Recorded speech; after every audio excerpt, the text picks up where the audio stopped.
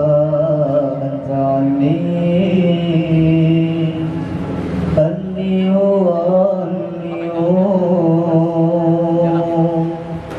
أنا الفاقر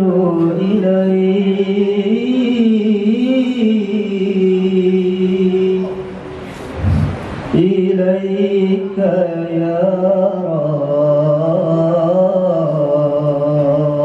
رب وأنت عني أني وأني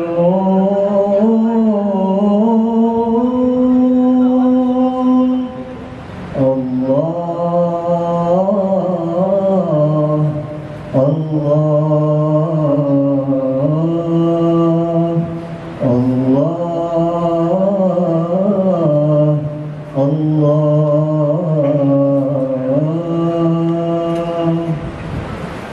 يا عاشق المصطفى أبشر بخير المنى يا عاشق المصطفى أبشر بخير المنى قد راق كأس الصفا الصفا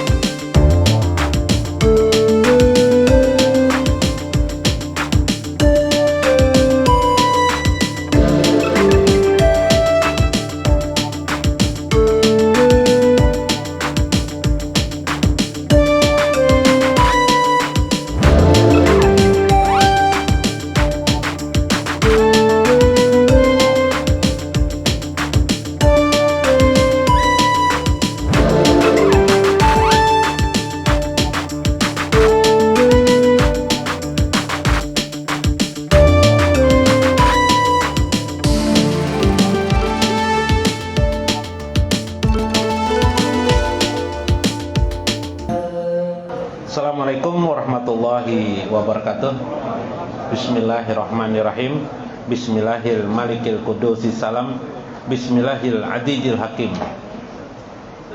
Wassalatu wassalamu ala sayyidina wa nabiyyina Muhammad wa ala alihi wa sahbihi ajma'in. Hadirin jamaah para pecinta Allah dan Rasulnya, para kreator cinta kepada Nabi Sallallahu Alaihi Wasallam. Alhamdulillah kita dapat berkumpul kembali pada malam ini. Mudah-mudahan berkah dan rahmat Allah selalu bergiring pada kehidupan kita. Amin ya rabbal alamin. Kita doakan mudah-mudahan Habib Alwi Al-Mukarram Habib Alwi panjang umur beliau, banyak rezeki beliau. Amin ya rabbal alamin. Dan Allah marjuk rizqan kasiron li Habib Abdul Qadir. Nah, doakan Habib Abdul Qadir yang di bawah ini. Nah, beliau kadang mau naik ke atas karena ini orang tua beliau. Jadi kadang mau duduk sini sama lawan orang tua. Nah, itu dakwah, itu namanya dakwah bil af'al, dakwah langsung perbuatan. Bukan hanya kata-kata tapi langsung mempraktekkan bagaimana kita menghormati orang tua kita. Masya Allah, alhamdulillah. Mudah-mudahan berfaedah demikian itu. Amin ya rabbal alamin. Faina insyaallah asuli kita bi Syekh Abdul Qadir Jailani Fathur Rabbani. Insyaallah kita kembali membicarakan, mendiskusikan, memahami daripada kitab Syekh Abdul Qadir Jailani Fathur Rabbani. Wa nafa'ana bihi wa ulumihi bid-darain. Mudah-mudahan melewati saluran Syekh Abdul Qadir Jailani kita mendapatkan juga berkah yang banyak dalam hidup ini, menyebar bukan hanya pada diri kita tapi pada anak-anak kita, istri kita, tetangga-tetangga kita, jiran dan seluruh manusia. Amin ya rabbal alamin. Rahmat, keberkahan, nikmat yang bukan hanya nikmat dunia tapi nikmat ukhrawi. Dan yang paling terpenting adalah nikmat ma'rifah kepada Allah Subhanahu wa taala. Amin ya rabbal alamin. Ya gulam, wahai anak-anakku, kata beliau. Minggu kemarin beliau mengisahkan bagaimana agar kanjul ma'rifah itu terbuka. Kanjul atau kanjun itu artinya perbendaraan. Ma'rifah mengenal Allah. Perbendaraan ma'rifah itu bisa terbuka pada diri seseorang, yaitu dengan cara belajar mengendalikan hawa nafsu, mengendalikan selera-selera yang ada dalam diri kita, dan bagaimana saat yang tertentu kita bisa menghilangkan dunia, bisa menghilangkan urusan akhirat. Kita saat itu terfokus kepada Allah Subhanahu wa taala, ingatan kita, pikiran kita, jiwa kita. Maka pada saat seperti itu bila kita sering lakukan, maka mulailah terbuka yang disebut dengan kanzul ma'rifah atau perbendaraan ma'rifatullah. Ma'rifatullah itu ternyata tidak hanya terdiri daripada ilmu-ilmu di dalamnya, tapi juga biar ilmu ma'rifahnya tinggi, belajar ilmu ma'rifahnya tinggi, kalau yang tadi tidak dilakukan, maka tentu saja akan tertutup terus, tertipu kita dengan sesuatu yang lain bukan ma'rifatullah. Na'udzubillah min dzalik. Nah, selanjutnya saya mengajarkan fatub an dzunubika, maka bertobatlah kalian kepada Allah Subhanahu wa taala akan segala dosa-dosa kalian. Rasulullah mengajarkan kepada kita taubat itu minimal sehari 70 kali atau 100 kali kita baca kalimat istighfar. Misalnya bisa kita bagi dalam sholat, habis sholat 20 kali astaghfirullahaladzim, minimal astaghfirullah atau astaghfirullahaladzim 20 kali habis sholat. Jadi jangan berdiri duduk habis sholat, itu paling bagus berdoa meminta ampun astagfirullahaladzim 20 kali, berarti sehari 100 kali. Enak sekali. Dilapaskan, dijaharkan, jangan dalam hati, jangan, tapi dilapaskan astagfirullahaladzim, mulut digerakkan astagfirullahaladzim, astagfirullahaladzim. supaya cahaya yang di dalam kalimat istighfar itu terlahir dan keluar. Yang disebut oleh Syekh Abdul Qadir Jalani adalah ukrawiyatan, cahaya nurul ukrawi, cahaya akhiratnya keluar sehingga membekas dalam perbuatan jawarih anggota tubuh kita. Imam Nawawi dalam kitab Riyadhus Shalihin, beliau menjelaskan mengucap istighfar itu salah satu di antara rukun daripada taubat. Yang pertama mengucapkan astagfirullahaladzim, seperti astagfirullahaladzim wa atubu ilaik. Kemudian menyesali segala perbuatan dosa apa saja, atau yang dikira-kira dosa, biar kita mungkin itu tidak dosa tapi kita anggap aja dosa. Misalnya mengintipakan orang waktu mandi kah, ya Pak, dosa kah? Tidak kajar. Dengan fikih tidak belajar, jadi akhirnya tidak tahu, anggap itu dosa. Ya kah? Kepikiran apakah jahat, berbuat apakah, berpikir apa, ingat itu astagfirullahaladzim, astagfirullahaladzim. Terlalu banyak canda gurau, sanda karena bertemu dengan teman kawan SMA misalnya, atau kawan SMP kah, atau kawan SD, ketawa asik canda gurau di warung kopi, nah, mungkin sejam 2 jam. Mungkin itu ada dosa kita di dalam itu. Kita istighfar, astagfirullahaladzim, astagfirullahaladzim. Nadam namanya itu, menyesali perbuatan kita. Nah, jadi mengucapkan istighfar, kemudian nadamnya ada, nadam itu menyesali. Dan ketiga, bertekad tidak lagi melakukan perbuatan-perbuatan yang buruk apa saja yang dianggap maksiat di dalam agama. Selesai taubatnya kita. Namanya taubat johir namanya. Waharwil anha ila maulaka aja wajalla. Setelah engkau bertobat itu, maka mulailah engkau menghadap Tuhanmu secara benar-benar. Larilah kamu dari segala keburukan itu untuk menghadap kepada Allah.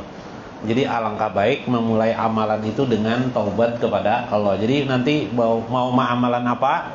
Baca amalan. Mau mengaji Al-Quran, istighfar dulu kita, astagfirullahaladzim, astagfirullahaladzim 2 kali kah, 3 kali kah. Mun pina engken sekali aja, astagfirullahaladzim, nyala. Nah, kalau kikir malas-malas membaca kan, sekali aja baca astagfirullahaladzim, astagfirullahaladzim. Ijatubta fal yatub zahiraka wa batinaka. Alhamdulillah, Habib datang. Alhamdulillah, Habib Faisal Al-Mukarram, Habib Faisal Al-Kab. Nah, alhamdulillah, mudah-mudahan beliau panjang umur, disehatkan Allah dan banyak rezekinya, amin ya rabbal alamin. Juga kepada Habib Abdurrahman Asegab, alhamdulillah, kepada beliau alhamdulillah. Senang aja lah, duduknya dirubah aja, bagiannya mau merubah tertinggi, jadi tenyaman melihatnya. Nah, tapi kira ada bebinian jauh baik kira bapak, jadi pian boleh lihat. Amun banyak bebinian nggak boleh lihat. Ya lah, ini lakian itu kan. Nah, alhamdulillah. Dia kalah guru lah. Nah, guru sini nih, guru duduk sini guru. Supaya barakat pian mun dapat akan juga. Nah, alhamdulillah, sini duduk nah pian duduk sini. Nah, bapak nah. Nggih, amin, amin ya rabbal alamin. Sampai mana teritelah sudah. Nah, tobat. Bila engkau tobat, fal yatub, hendaklah engkau bukan hanya bertobat johir. Tadi yang bertobat johir tadi, memikirkan perbuatan maksiat. Ada lagi namanya batin, tobat batin. Apa? Tobat batin adalah berusaha meninggalkan segala sifat yang buruk pada diri kita. Biasanya sifat buruk tuh kita tahu. Misal kita ini pemarah, banyaklah orang berkata, aku ini pemarah. Bujur aja, Bang, aku nih guru tasawuf, tapi aku nih nyawa pemarah. Misalnya nih guru tasawuf maka pemarah. Kebalik tuh biasanya guru tasawuf itu adalah sabar, penyantun. Ini ada guru tasawuf pemarah. Muhasidin merangut, tahu lah merangut. Bahasa Banjar itu apa merangut? Bahasa Indonesianya apa merangut tuh, Bib? Pak, cemberut. Nah, janganlah. Atau guru agama mau pemarah, jangan. Oh, aku ini pemarah, astagfirullahaladzim. Nah, bertekad bagaimana caranya sifat-sifat buruk itu bahimah oleh Imam Al-Ghazali disebut dengan sifatul bahimah, sifat binatang itu dihilangkan. Sifat bahimah itu bahimah itu binatang hewan. Jadi di dalam diri manusia itu kata Syekh Abdul Qadir Jalani dalam Sirrul Asrar maupun dalam kitab Ihya Ulumuddin, ada 4 sifat di dalam diri kita itu. Nah, ini dihati-hati, sifat 4 nih ada dalam tubuh kita ini, semua manusia itu ada. Hati-hati. Sifat apa? Pertama tadi sifat bahimah, sifat binatang, hewan. Rakus tuh hewan tuh, apalagi tidak mau puas tuh hewan tuh. Hewan tuh, coba pernah Anda melihat hewan ular itu kalau makan, dia makan mangsanya dihabiskannya sampai ular yang lain dimakannya, sampai akhirnya ular yang dimakannya ini rupanya bisa apakah tembus di badannya sendiri, di badan ular yang memakannya itu, saking nafsunya makan. Ini sifat bahimah, sifat bahimah, sifat binatang, hewan tidak puas, tersinggung, mudah tersinggung. Coba hewan tuh, kalau tidak percaya yang kecil aja, ayam jago, tapak ayam jago, ada ayam jago lain sudah hamdahnya, iyalah. Nah, udah timbulnya itu sifat hewan tuh. Bila penyinggungan, orang penyinggungan itu sifat hewannya, sifat hewannya atau bahimah. Itu ada tuh dalam diri kita. Hati-hati itu. Sifat setan, jadi Imam Ghazali. Sifatus setan. Setan itu ada dalam diri juga kita. Contohnya apa setan itu? Akad, dendam. Memikirkan kesalahan orang lain. Kalau seperti kita, kalau ada kita hari-hari mungkin tupai, kita melihat tupai, yang kita pikirkan kapan tupai ini jatuhnya. Nah, itu pikiran setan, Pak. Setan tuh yang dipikirkannya semua perbuatan manusia itu yang baik tidak pernah dilihatnya. Yang dilihatnya adalah kapan dia salah. Wala tajassasu, jangan mencari-cari kesalahan orang lain. Nah, itu sifat setannya itu dalam diri kita. Tadi hakad, dendam, namimah, adu domba. Sian suka benar cara berpikirnya adu domba, mengadu domba, orang pintar sekali. Ini adalah sifat setan. Makanya pernah Nabi suatu saat ketika berjalan dengan unta beliau bersama sahabat dalam Bukhari, di kitab Imam Bukhari disebutkan, tiba-tiba hewan beliau meringkik, berbunyi. Lalu singgah beliau. Setelah singgah bersama sahabat, lalu dilihat beliau ada kuburan. 2 buah kuburan tua. Lalu beliau berkata, yang satu ini kata beliau namimah. Nah, namimah itu suka mengadu domba. Nah, hati-hati kalau berbicara suka mengadu domba. Yang satunya Pak, yang satunya buang air kecil, tidak dicuci. Nah, habis kencing sering tidak dicuci, entah kayak apa, kebiasaan kah? Padahal di Banjar ini banyak benar air ya lah. Kenapa jadi aneh juga manusia nih ya, aneh tadi semua manusia nih. Itulah sifat setannya. Nah, yang ketiga sifat apa lagi? Sifat uluhiyah, sifat ketuhanan. Sombong, angkuh. Tuhan itu kan sombong, maha sombong. Makanya kita harus memahami itu, Allah itu maha sombong, maha angkuh. Allah itu maha angkuh, maha raja. Jadi hal-hal yang seperti itu jangan dilakukan, karena itu sifat uluhiyah, ketuhanan yang ada pada diri kita. Bahaya benar itu kalau ada. Nah, yang keempat sifat malaikat. Sifat malaikat apa? Ya taat. Kita suka ke masjid, suka mengaji Quran, suka membaca maulidan, suka mendengarkan hal-hal yang baik, suka berbicara hal-hal yang baik, diskusi keagamaan. Itu sifat-sifat malaikat.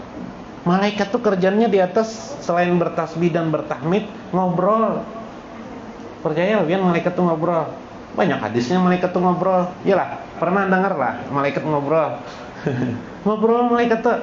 Pernah kan ketika dalam Riyadhus Shalihin, Imam Nawawi menceritakan sebuah hadis sahih daripada Imam Bukhari juga, tentang orang yang membunuh orang lain ingin bertobat, membunuhnya sudah 99, datang kepada seorang Rabbani ya, seorang dulu itu adalah ahli agama lah gitu. Bisakah aku ini bertobat? Sudah 99 orang sudah kubunuh. Oh, udah bisa lagi bertobat, kata yang sebut aja kiai lah kalau sekarang. Rabbaniyah ini udah bisa lagi. Akhirnya dibunuhnya Rabbani ini. 100 orang. Cari lagi orang lain, habis cari lagi orang lain, rupanya malaikat mengintip kelakuannya ini. Habis itu ada lagi sebut aja Rabbaniyah yang lain, Biblah. Didatangi, bisa aku bertobat? Bingung juga mendengar 100 orang, tadi 99 tambahan yang tadi itu aja. Bunuhnya juga 100 orang. Habis itu dia berkata, sudah bisa ada, tapi di sana, di kampung Ana sana, nah, dia anggap biasa daerah Yaman sana, ada bisa orang di situ, banyak orang yang ahli orang-orang soleh. Jadi pian berangkat ke sana, dalam perjalanan meninggal dunia, wafat. Terjadi langsung malaikat Jabaniyah datang langsung dari langit, nak mengambil, masukkan ke dalam api neraka. Ini Nabi berkisah. Tiba-tiba datang malaikat rahmat juga, datang berebut, ngobrol Pak. Akhirnya diskusi dah. Diskusi, ini jatah kok. Jatahan aja yang satu kan. Jatah ini masuk surga orang ini karena apa? Jadi masuk surga. Jar malaikat rahmat masuk surga karena dia niatnya ke sana itu niat yang baik. Tobat. Jadi harus diterima. Ujar malaikat Jabaniyah, tidak bisa. Dia sudah membunuh orang, dosanya besar sekali, dan dia belum sempat bertobat. Nah, ngobrol enggak? Ngobrol malaikat. Di langit begitu juga.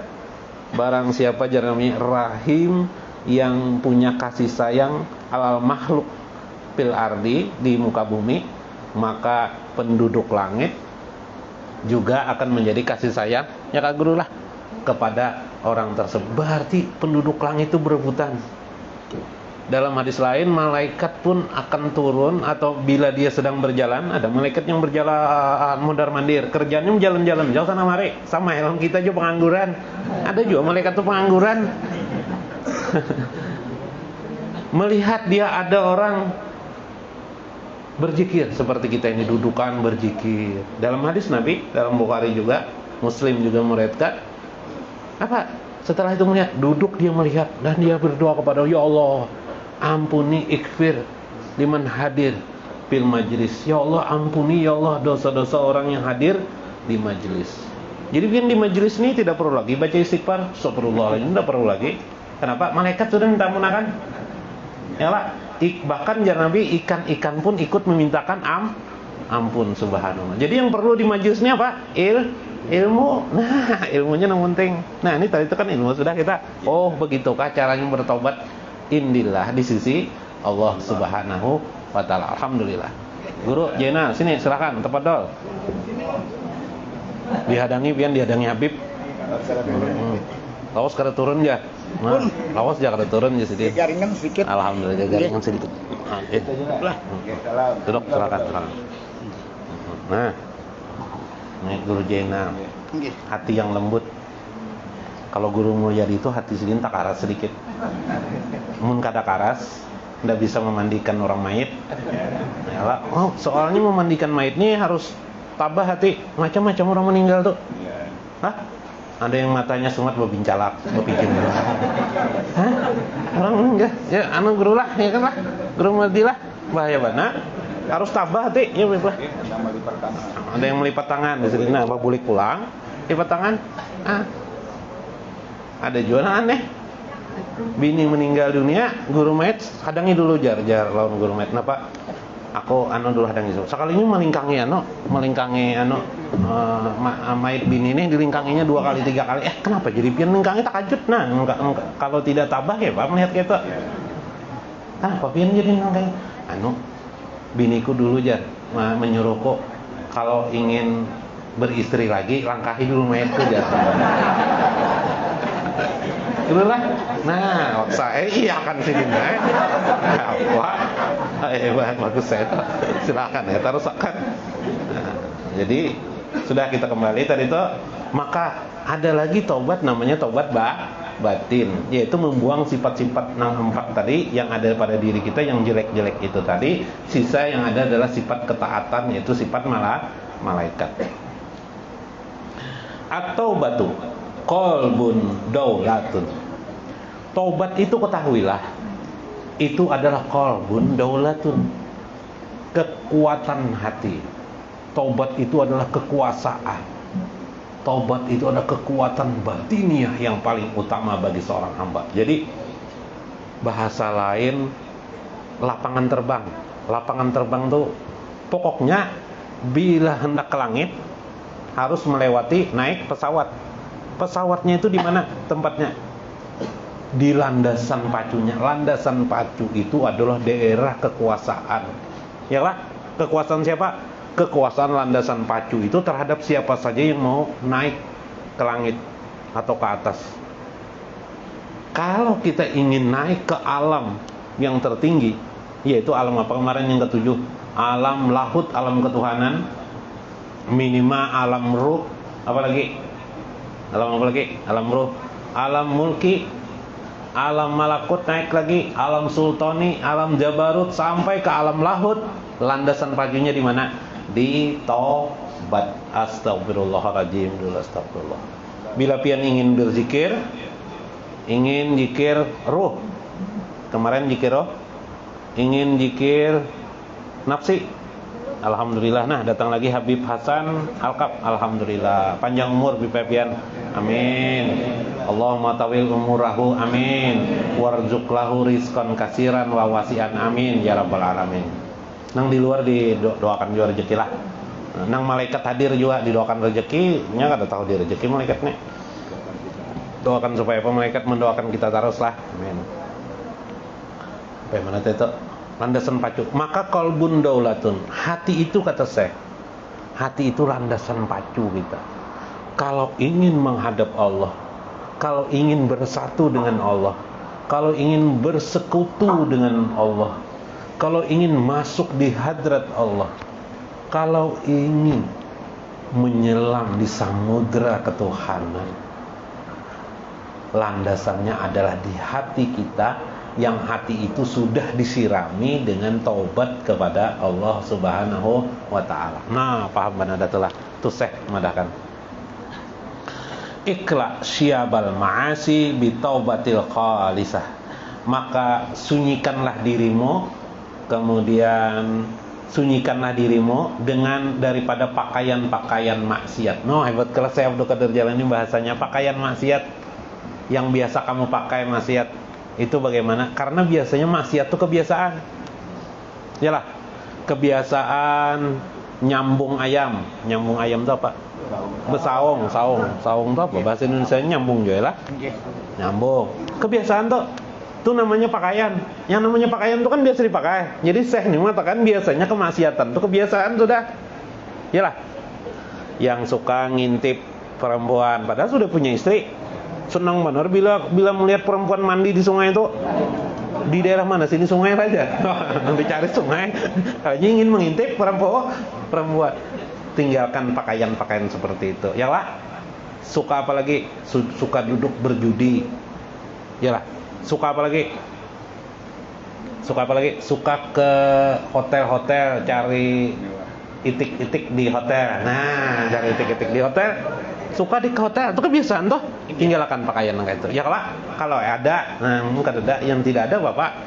Oh, ada guru madahi ulun guru aja. Kita harus ulun senang benar. Kawin aja sudah aja guru. Kawin aja sekali kawin langsung bini 4. Langsung 4. Ampilah ke sana. Tetap aja. Sudah bini 4 anak aja lagi masih. Kenapa jadi 4 aja guru? Masih aja pingin jadi mencari itik di hotel. Nah, ini kan kebiasaan, ini susah, kebiasaan ini susah dilawan. Jar. Adakan pepatah aja. Pepatahnya apa? Lain belalang, lain ikannya aja. Nah, lain tempat, lain rasanya aja. Lain orangnya, lain lagi senangnya aja. Nah, bahaya benar lah. Bahaya enggak? Kenapa? Sudah istri 4 masih juga tetap. Kenapa? Kebiasaan. Inilah yang disebut oleh Syekh itu syabul ma'asi, pakaian maksiat. Kebiasaan melawan orang tua. Kebiasaan melawan orang tua kayak itu juga. Hati-hati kalau sudah kebiasaan melawan orang tua, susah. Pakaian itu harus engkau lepas. Sunyikan dari pakaian itu, hilangkan pakaian itu melawan orang tua. Nah kayak apa melawan orang tua? Pokoknya bagaimana aja yang tidak disukai orang tua, bisnis dah. Nah kayak Habib teh, duduk di bawah sini Habib Qadir kelak, nyaman kelati melihat. Paksa nang orang tua ni mudah-mudahan banyak rezekinya jar anakku nih jar. Ya kalah nah coba lihat teh. Nah ya Pak. Mbak mau sekali memandang, wah sayang, kalau anakku nih jarang tua didoakan pulang. Nyaman bener lah. Enak enggak? Enak. Coba kalau sebaliknya. Orang tua melihat perjekian nih, maka segegalanya rezeki ini dapat. Segegalanya dapat. Apa yang terjadi ketika itu? Luar biasa. Ada kisah orang nak bertobat gitu. Guru ulun sudah bertobat ya guru iya kah? Cuma ulun ada satu lagi masalah. Apa? Dengan ibu ulun nah. Kenapa sepian aja sampai kan minta ampun non ulun tidak enak rasanya hati. Ya kah jar guru tadi. Guru Jadi kayak apa caranya anunya? Kalau itu nanti gini aja supaya enak hati engkau dengan orang tua.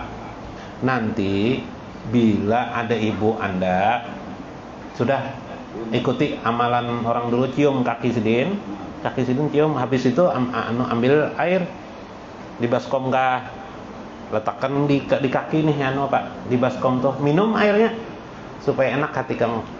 Oh nggih guru aja.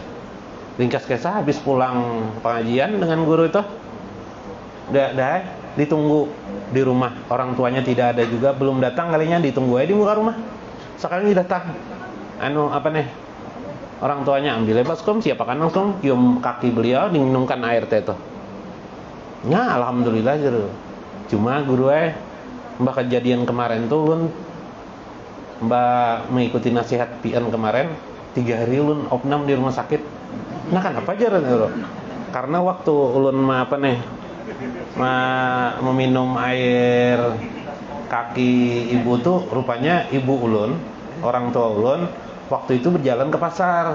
Jadi kan untung gue di pasar tuh kan macam-macam becek. Pas di tengah jalan ada kerbau diinjak juga. Waktu ulun mencuci kaki beliau tuh melihat ulun curiga nih. Pina ada kotoran kerbau nih. Kerbau ke sapi. Cuma karena ulun ingat pesan pian guru ulun minum terus secangkir habis salah habis. Habis itu opnam ulun 3 hari di rumah sakit lah. Jangan gitu lah. Hendak minum tuh dibebersihin di lo kaki sidin.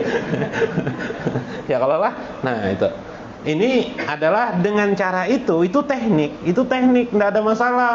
Jangan cari hadisnya. Mana hadisnya aja? Hadis cari sendiri. Bacai kitab-kitab hadis. Mencari hadis bertakon lawan guru. Sian guru mencari akan. Itu jusidin bacaanku lagi umur lagi kecil waktu sekolah Hidayah. Cuma di mana andakannya letaknya lupa sudah. Kitab hadis mana dulu? Disuruh mencari pulang guru. Baik dibalik aja sekali dah. Mana hadis saja orang. Kamu cari sendiri. Kitab hadis tuh banyak. Ada Imam Bukhari, Jepang Bukhari itu. Ada Sahih Muslim. Ya kan? Ada Imam Tirmidzi, ada An-Nasai, ada Ibnu Hibban, kitab-kitab hadis tuh. Ada siapa lagi? Ada Hakim. Siapa lagi? Ada Tabrani. Ada siapa lagi? Ada Ibnu Abdil Bar, Baihaqi, ada lagi Imam Baihaqi, Imam Malik, Muwatta beliau. Nah, banyak kitab hadis, luar biasa kitab hadis tuh. Sudahnya Muslim, Tirmidzi, Nasai itu sudahnya Ini susah nih tidak tahu hadis memprotes mengkritik orang. Nah, jangan tuh tajassus. Wal haya minallahi azza wa jalla haqiqatun la majazan. Kalau engkau ingin belajar rasa malumu kepada Allah, mulailah dengan Allah. Melewati tobat itu terbongkarlah hati nurani. Jadi ada kayak intan tuh kalau dikupas kelihatan dah cahayanya. Nah, orang tobat tuh seperti mengupas apa tadi? Intan mantah dikupas jadi bercahaya. Kamu akan menemukan temuan kamu yang pertama kali kamu dapatkan adalah cahaya rasa malumu kepada Allah Subhanahu wa taala. Subhanallah. Jadi kalau orang mengupas intan, yang pertama cahaya yang orang mengupas intan itu akan mendapatkan cahaya. Cahaya itu kalau di istilah taubat itu cahaya yang pertama itu adalah al-haya, namanya rasa malu kepada Allah Subhanahu wa taala. Nah, enak enggak? Mau berbuat jahat timbul rasa malu. Jadi kalau kita sering tobat, rasa malu itu timbul. Nah, istighfar. Bahkan ada ulama seperti Hasan Basri, ketika orang datang kepada Hasan Basri, wahai Hasan Basri, saya ini adalah orang pendusta, saya ini sering berbuat maksiat, tapi saya ini juga orang miskin. Adakah satu amalan, ya Syekh, yang amalan itu bila dibaca terpenuhi segala hajat ulun? Yang miskin hilang kemiskinannya, dosa hilang juga, terus apalagi? Pokoknya segala perbuatan buruk hilang juga. Lalu apa kata saya? Ucapkanlah selalu di bibirmu astagfirullah. Ternyata istighfar juga adalah membengkakkan rezeki. Membengkakkan rezeki itu kayak apa? Bangkak, makin besar rezeki kita kepada Allah Subhanahu. Nah, jadi amalkan sering istighfar kepada Allah Subhanahu wa taala. Haja min a'malil qulub. Inilah amal hati namanya. Ba'da taharatil jawarih, setelah engkau membersihkan jawarih, anggota tubuhmu. Kita sholat, sebelum sholat kita apa? Taharah kan? Berwudu kita. Maka sewaktu itulah kita harus setelah itu kita mengucap istighfar kepada Allah Subhanahu wa taala, duduk bersimpuh di hadapan Allah. Nah, cuma harus diketahui juga fikih itu sholat subuh 2 rakaat, sholat johor 2 rakaat. Jangan habis pos mabuk. Ada kisah pipai paloy mabuk malam begadang.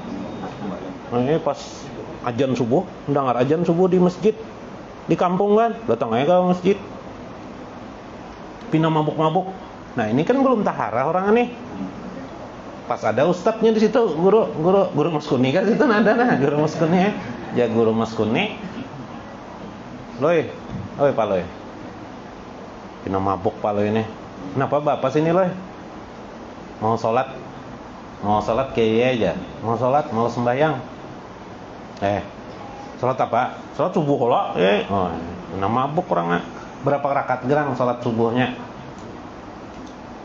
3 rakaat kalau kiai, bah iya 3 rakaat. Bulik aja dulu aja kiai. pulang aja dulu.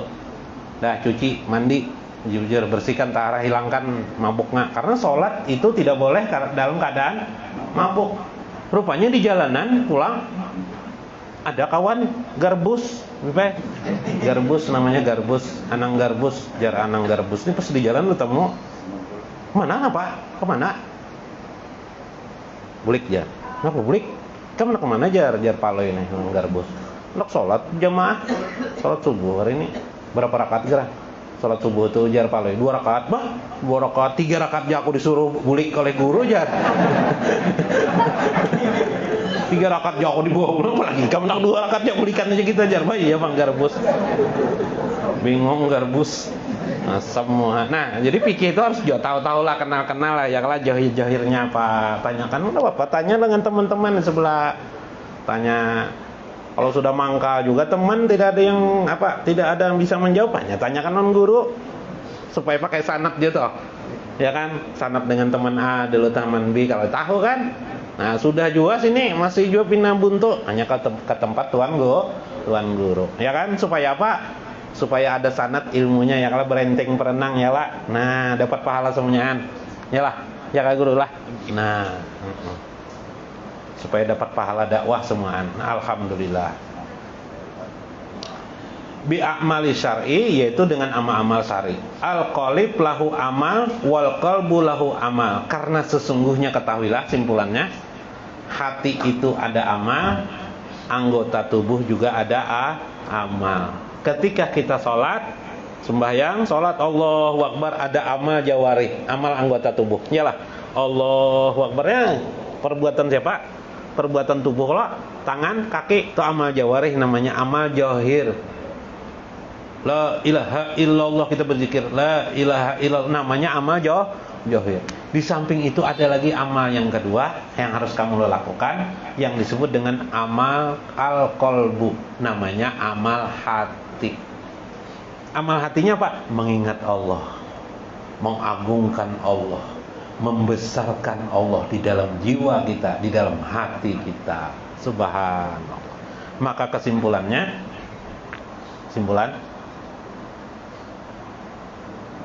langsung di sini aja. Kesimpulannya, ija kharaja fi faya fil asbab wa ta'alluqu bil khalaiqi raqiba bahra tawakkul wal ma'rifatum billahi wal ilmi bihi. Maka kesimpulannya adalah, bila engkau ingin keluar dari kenyataan-kenyataan yang membelenggumu, yang menghantuimu, yang menghancurkan dirimu, yang ada pada dirimu. Yang menghancurkan diri kita itu siapa? Diri kita juga lah. Keluar dari keadaan itu, godaan setan, godaan apa, maka minggu kemarin hilangkan hawa nafsu Anda atau kendarai hawa nafsu. Yang kedua, bertobat kepada Allah, ya kah? Dari tobat itu bukan hanya tobat johir, tapi juga tobat batin. Kemudian engkau akan mendapatkan rasa malumu. Rasa malu itu ada di hatimu. Mulailah kamu dapat beramal dengan hatimu, yaitu amal hati, dan amal jawarih, yaitu amal syariat yang biasa kita lakukan. Maka sempurnalah di situ, maka akan terbukalah pintu yang kedua setelah rasa malu tadi. Pintu keduanya adalah hilangnya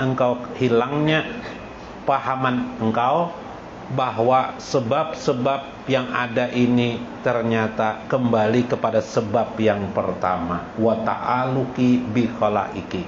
Engkau tidak lagi terikat dengan keadaan-keadaan dunia ini. Nah,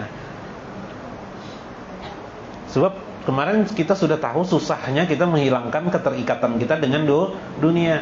Kalau sudah mudah, jadi begini, ada orang naik kuda, ada kuda, kita ikat, paksai kuda tuh kesana kemari mengikuti tuannya aja lah. Nah sekarang kalau kuda itu dilepas, enak kan? Dilepas. Nah seperti itulah diri kita, jiwa kita. Kalau kita lepas tali yang mengikat-ikat kita ini, maka bebaslah kita mencari makan, mencari kehidupan, terbebas, kita bebas, langsung kita bersama Allah Subhanahu wa taala. Raqiba bahra tawakkul, nanti ketika engkau berjalan, kendaraan yang engkau pakai adalah tawakal dan ma'rifatullah, dan ma'rifat kepada Allah Subhanahu wa taala yang akan datang insyaallah akan kita bahas. Nah, mudah-mudahan bermanfaat.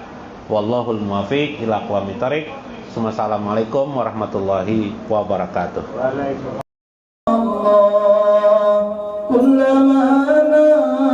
Masya Allah. Allahumma shalli ala